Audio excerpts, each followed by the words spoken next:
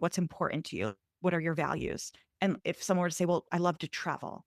And then I look at their credit card transactions and it's trips to Target and Home Goods. Well, no wonder why there's a disconnect because they're not spending their money on what they value. This is the Angel Next Door podcast, where we will talk about all things angel investing, what it is, who does it, how do we find them, what does it mean to invest in an early stage company. If you have ever wondered how you can affect the change you want to see in the world, then tune in to learn more. In this episode, I'm talking to financial expert and podcast host of Everybody's Talking Money, Shari Rash, for a candid conversation about empowering money to take charge of their financial future, which I'm obviously very passionate about with my new book, Unapologetic Wealth. From revealing why so many women feel left out of wealth-building conversations to breaking down the powerful shift coming with the great wealth transfer, this chat goes deep into the mindset hurdles, practical steps, and everyday decisions that make a big impact on women's confidence with money. We discuss how to align your money with your values, why cash in your checking account isn't always the best move, and how small habits can transform your financial life. Enjoy the show. Well, Shari, welcome to the Angel Next Door podcast. Thanks for having me. Yeah, I'm excited to talk to you today. I love your podcast, Everybody's Talking Money. I love that we are having more conversations around women and getting them to feel better about money and about the mindset around money. So how did you get started talking about this topic? How did you become a financial expert? Tell us all the things. Yeah, so there's not many people in the financial services industry that actually, I think, went to college for it and wanted to be in it. A lot of times financial services like find you versus you finding it. I happened to find it. So I graduated college with the intention of being a financial advisor, got my licenses, did everything I was supposed to do. And then I realized that no one wants to give their life savings to a 22-year-old fresh out of college. That's breaking news. So there was a lot of what am I doing with my life kind of things and, a lot of questioning. And finally, I realized I had to make a pivot if I ever wanted to earn money, make money and all of that. But I wanted to stay in financial services. So I ended up more on the corporate side, actually helping advisors. But I wanted to be an advisor. And I feel like my desire to be an advisor really helped me in the position that I was in for 13 years because it was like, tell me all about your clients. I want to understand your clients. How do you run your business? So I learned so much during that time and I traveled the country. I helped advisors grow their business. But there was always like the voice in the back of my head going, Shari, although you enjoy this isn't exactly what your plan was. So I created my firm, GWA Wealth, 7 years ago with the intention of helping women with their money. There are so few female advisors out there. Only about 16% of financial advisors are female. So if women want to hear the same voice coming back at them, they have to search pretty hard to find a match. So I wanted to work with women and help them understand their money. And just inherently, because I am female, I just think about money and its effects on us. So that's really how I started to get into it, is that the industry is shifting in that it's telling advisors women are going to be controlling $3 trillion in the great wealth transfer over the next 10 to 15 years. So by default, advisors are now starting to focus more on women, but it's mostly because of that great wealth transfer. And so there's more and more resources on how to speak to women about money. What are their issues? What are their concerns? But it was, yeah, duh. I already knew all of this just from being a woman myself and speaking with my friends and all about money. But really focusing on women and how we think about money has been day one my focus because women are underserved when it comes to money in general, but especially by the financial services industry. Yeah, that makes so much sense. So what were some of the things like when you started becoming a financial service provider early on, like what were some of the things you were seeing that women were being held back by? What were some of their thoughts? It was just, I'm not good at this. I don't know what to do. I always hear, oh, my husband handles everything. I have to be careful at cocktail parties or gatherings of what do you do for work? Oh, I'm a financial advisor, financial planner. And it's either, oh, we already have one of those. And it's cool. I'm not trying to Right. recruit be a client. So I either hear that or I hear, oh, my husband manages everything and he has a spreadsheet and does a really great job. And that always just struck me of like, why why is that the answer back? My Yeah. husband manages everything and he has a spreadsheet. Mm. I was always curious about that because in my head, to me, that's them saying, I don't know what I'm doing and I'm never going to know what I'm doing, or I don't have an interest in knowing what I'm doing. And so that always just struck with me. Like I always just clocked that. And so I feel like there's just a lot of women saying, I don't know what I'm doing. I'm not good at it. And that's not true. It's just you haven't found the person yet or the voice to teach you this stuff, to educate you, which I believe education then creates confidence, then creates the need or want to get involved. So you just haven't found that voice yet or that person to help you get the ball rolling, if you will. So, what are some of the things that you hear nowadays that you've gotten more people a little bit more educated, a little more comfortable? What is it that women tend to gravitate toward when it comes to investing? What I have found throughout the hundreds and hundreds of conversations I've had with clients and especially with women is that it's very hard to make a big decision with your money if you're not confident in the little decisions you're making every day. So many advisors will, if they're looking at the retirement, oh, you left your employer, let's roll it over to an IRA. Women in general aren't comfortable with making that decision until they know the small stuff's taken care of. And when I say small stuff, it's, is my checking account at the right bank? Or do I have enough money in Mm. my checking account? How much should I have in my savings account? What is an emergency fund? How much should I have in that? Like that stuff. So I don't even talk about the big stuff until I handle the small stuff. Hmm. Because once we have the small stuff handled, and most advisors will not talk to you about your checking account, about your emergency fund, because frankly, they don't make any money doing that. Right. Right. So it's just let me talk about the things that I make money off of. And that's why we start with the 401k rollover, name all of your past employers, all of that stuff. But women do not have confidence in those bigger things. And if they do it with another advisor, it's like they still don't feel good about it. It still feels like achy in my stomach. Something wasn't right. And what they could be in is could be perfectly fine. There could be nothing wrong with the investment, but the stuff that they really have questions on was never addressed. So Mm. that's what I found is that you have to take care of that smaller stuff first, stuff we see every day. When I open up my banking app, I don't want my stomach to hurt. I want to have a plan for my day-to-day money. And once you do, that's when the bigger decisions, they become so easy because if as long as you're educated about it, you understand it, it's presented in to you in a way that it can be repeated. Like you can repeat it to your friend of, oh yeah, I met with Shari and this is what we did. You're able to explain it. Like that's when the true confidence comes. So addressing all of that smaller stuff first is essential. Mm. That makes so much sense. As women, we like to know what's going on. We like to feel comfort level in all of the things. It's you're going to ask me to make this like huge decision, but I don't even have all the information of the most basic stuff. That makes so much sense. And what do you see as far as mindset around money with women? It's really the I'm not good at this. I don't know what I'm doing. Some of the issues with my clients, especially my higher earner clients, is I make all this money. I should just know what to do. And it's I should be doing the right thing and like beating yourself up about it. It's like just because you make good money, that the good paycheck doesn't come with like financial education or financial literacy. They don't go hand in hand. Right. So it's just I should know better. And it's well, if no one taught you, how are you going to know better? No, we're just expected to know how to adult. When we graduate college or we decide our career, we're just expected to somehow know how to do all of this stuff without any guidance, without any roadmap. And it's don't beat yourself up. What's done is done. Like mistakes or whatever, like it's in the past. It's all data. All we can do is learn from it. But but how are we going to learn from it? Let's look at it without the lens of I'm so dumb. I should have known better. I'll never get this. Remove all of that junk because it's so unnecessary and no good comes from it. But so just looking at past mistakes or past decisions as data, but then going forward of I need this education in order to do better, in order to make decisions, in order to set myself up for the future. Hmm.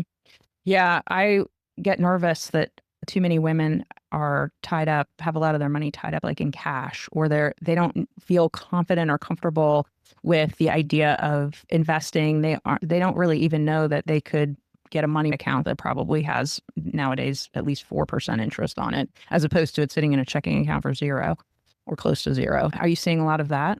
Yeah. I do see a lot of cash.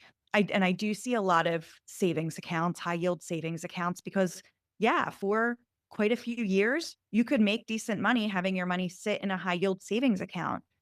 But that's not gonna be reality forever, and it's already changing. But Right. we're just living in the past. A lot of women are just living in the past of, "Well, I'll just keep my money in the savings account, it's earning money." It's, yeah, but as time goes on, that's not gonna be the case, so we need to do something different.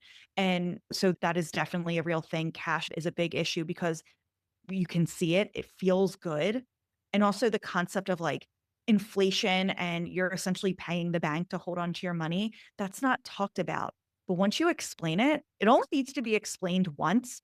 Oh, I get that. I don't want to do something to hurt myself. I thought I was doing a good thing, but Right. now I'm not. Okay, let's change it. And like it's just that simple of a conversation because you understand why money's being kept in the checking account because I can see it, it's safe, it's not going anywhere. We're not losing money. I'm really not messing up by doing it.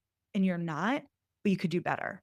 And like once that position of you're not doing a bad thing right now, but let's take what you have accumulated, which is awesome. Let's take something good that you've already done completely on your own and let's make it better. Mm. That's a lot of the conversations I'm having. Yeah. And I think it's great that you're having conversations one on one, obviously, with your clients. You're talking to more women about this, but you also have this amazing podcast and you're starting to get that message out into the world more. Tell us a little bit about like the concept behind it, what you're really trying to achieve with it. The concept is it's like what life and money come together. So I can give you all the personal finance advice in the world, right? And I can say, and we can talk about it all the time, but it's if you don't have the, yeah, I can do this, you don't have that confidence, it doesn't matter how much advice you get, you're never going to implement it, or you're never going to feel good about what you implemented. So I would say the podcast is about half and half the mental side of money and eliminating all that junk that we expose ourselves to in our head when it comes to ourselves and our money. And then what to do with your money, how to create a budget. I don't like that word, but there's no other better solution. So we say how to create that budget. What is a Roth IRA? What are all these things that we can do? But again, we have to have an open mind to it and not have all that emotional baggage. So we need to address the baggage, get rid of it, and then learn how to do these awesome things with our money to really build wealth for ourselves. Hmm. And so you have a lot of podcasts I noticed that are where you have a guest, but you also do some where you're talking directly to your listeners, right? Mhm. Yeah, I would say it's about half and half guest episodes, half me speaking. I put out 2 episodes a week, so there's a lot of Yeah. content. That's a lot. The good thing is, if you're listening and you're like, "Ah, this doesn't resonate," just give it a couple of days. Something else is gonna come in your feed that's gonna really hit home. My solo episodes are more like the motivating side of it and that kick in the butt that we need to start making moves with our money. And then I'll bring on guests, and I primarily have female guests because I want female voices when it comes to money. There's enough male voices that you can hear when it comes to money. So I wanted our guests to sound like our listeners. What do our listeners want to hear? So it'll be any experts when it comes to money. And I try to bring on people that are different than me that can bring an alternative viewpoint, experience, expertise. Some of my guests are not money experts. They're just mindset experts, or they have a really important story. So I'm really trying to, again, where life and money come together. And the podcast is called Everyone's Talking Money. But what's funny is that no one talks about money. So Right. that's what's funny about is that we're trying to get money to be a regular conversation for my Hmm. listeners. Nice. Nice. I love that. Yeah. When I think about money and all the things that you can do with it and how if we can get more people to align their money with our values and thinking about it you've been talking a little bit like this, but like thinking about it like in buckets where, yes, you're going to have the money that you're going to keep in a checking account or whatever, because your emergency stash, where you're banking, all of that needs to be accessible to you at a certain level. But then how do we then take it to the next level? And we had talked earlier about risk. So how do you approach that with your clients? Yes, I love the bucketing approach. Every dollar has a different purpose. And that's how I explain it to my clients. And think of it like a slice of the pie. Every slice is going to have a different purpose and they're going to be allocated differently and they're going to be in different places. But again, what is the purpose of the money? And then how can we get everything to work together? So there's some money that's going to be for retirement, and you're not going to use that for 30 plus years. And it's going to be allocated based off of that. A mistake many people make is that they only think about retirement. They only think about saving for that. They don't think about 10 years from now, 15 years from now. So we want to Hmm. make sure you have a slice of the pie that is for 15 years from now, you, and we're saving and we're investing appropriately that way. Risk in a financial advisor's head is like, well, how much risk do you want to take with your money? Right? More aggressive, less aggressive, all of that.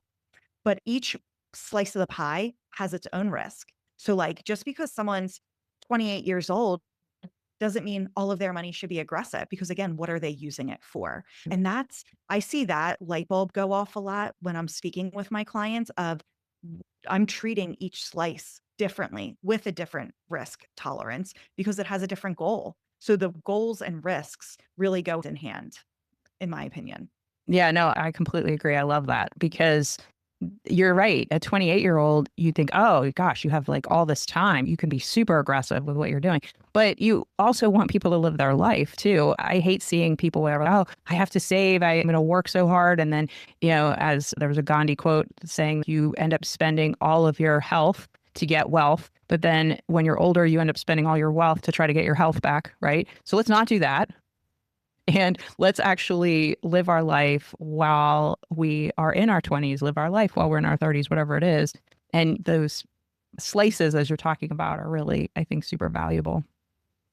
Yeah, it really helps. I think it also helps to like relieve the pressure of everything. Okay, we are saving for retirement. Great. Check that box. We have a plan set up. We are saving for our future selves, whether your future self is 3 years from now or 10 years from now. And then as money comes in, I'm very much a proponent of life is for living. So, yeah, we are baking in stuff for fun. I do not believe in deprivation in order to save money because it just creates what I call the caged animal effect. Like I have a mini golden doodle. He's a very good boy, but he gets the zoomies. So it's like you put him in the crate and yeah, he's locked up and he'll behave in there. Like it'll be fine. But then as soon as you let him out, he's running around the house losing his mind. That's me personally. And a lot of people like on a strict budget. Yeah, I'm going to behave myself and I'm going to do good and I'm going to save and blah, blah, blah. But at a certain point, we're going to break out of that cage and we're going to create the caged animal effect. And then we're buying everything we didn't buy during that 3 month period that we behaved ourselves and we just undid all the good. So you have to build in the fun stuff. You have to build in Yes. the luxury and the Netflix or whatever it is. That's not a waste. If that's giving you quality of life, then who am I to take that away? I'm not taking away your latte that you get a couple times a week. If that's one of the best parts of your day, who am I to say that's a waste? So you have to give yourself the permission to go, no, I'm going to keep the fun stuff in there as well. Yes, it's like money and value. They're very different. What some people value, another person wouldn't value. I tell a story in my new book about how I spent like a lot of time agonizing over whether I should spend $5 extra to get a paper towel holder because there was a little arm on the paper towel holder that held the paper towel in place so you could tear it with one hand, right? Agonized over this $5 decision. Is it really going to be the countertop luxury of having this extra arm? Do I really need it? I don't know. But think about how many paper towels you use in a day, in a year. So I think in some cases, people need to look at value in a way that's okay. Value is going to be different for every person. Some people would want the latte. It's very valuable for them. Some people it's not.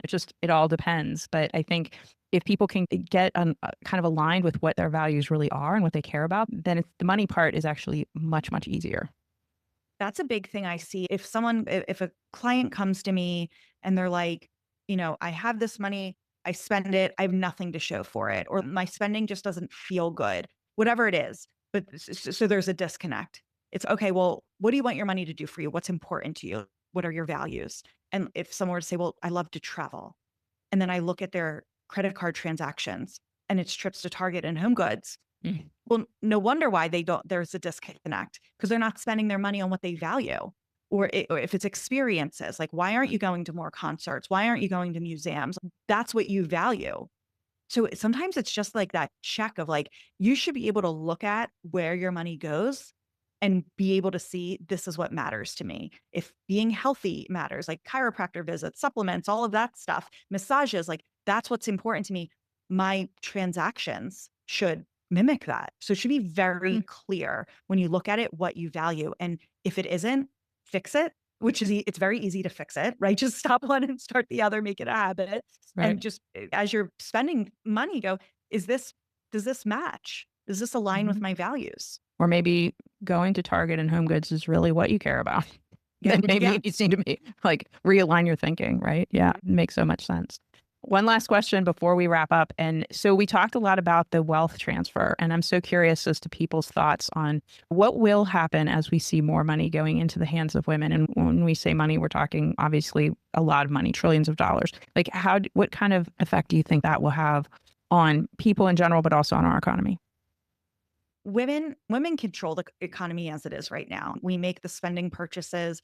We are very aware of where our money is going when we're spending it. Like you said, the $5 for the paper towel holder. Like we support companies that we believe in, and you can already see it happening. I know I can, like with my friends, of buying food products that don't have certain, that are more natural, like buying makeup products that are more natural. So I think you're going to just start seeing our dollars go towards what we believe in, which also values-based investing is huge. ESG investing, environmental social governance. I think that's going to become more prevalent as women take more control over assets. I do think that they are going to seek out voices like theirs when it comes to who is helping me with my money. So I just think it's just going to, again, be more values based, more the emotions behind money, much more education around that as well. Yeah, I just think it's just going to, everything's just going to get more of a more feminine, aware touch. I love that. Well, Shari, thank you so much for coming on the show. We will definitely put links to your podcast, Everyone's Talking Money, in the show notes. And thanks for being here today. Thank you.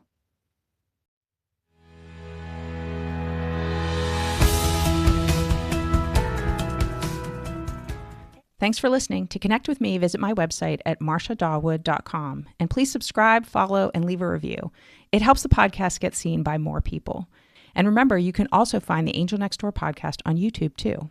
And if you're looking to learn more about investing in the changes you want to see in the world, sign up for Ann and Bill Payne's ACA Angel University classes.